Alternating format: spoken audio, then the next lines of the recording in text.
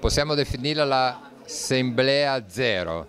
Sì, si sono raccolte delle idee, abbiamo un po' raccontato quello che è il progetto, quello che si sta facendo per svilupparlo e abbiamo sentito anche, diciamo, dal punto di vista legale cosa dovremmo fare per ordinarci da questo punto di vista e adesso comincia il bello dell'avventura, perché dall'idea bisogna arrivare alla concretezza. Il paese in cui stiamo lavorando, Malika-sur-Mer, è in riva al mare, quindi c'è vento di oceano, abbiamo il sole 300 giorni all'anno, tranne un piccolo periodo delle piogge e di conseguenza, e l'altro grosso vantaggio, abbiamo l'acqua dolce sotto il terreno, praticamente in riva al mare, è una cosa incredibile da raccontare, però è la realtà.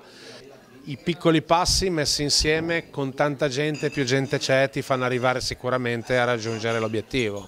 Si sta pensando come impostare questa associazione? Sì, si sta pensando come impostare perché la normativa è varia, ci sono tante figure che possono in qualche modo aiutare questo progetto e quindi insomma, l'idea è un po' quella di creare la forma migliore per consentire qua di aiutare là.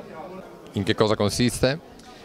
Sarà un progetto che riguarderà una scuola per bambini di diverse età, di una polisportiva e quindi di un campo da calcio, vari campi sportivi, tennis, pallacanestro e quant'altro e una piccola parte per tribune, spalti e zone ristoro.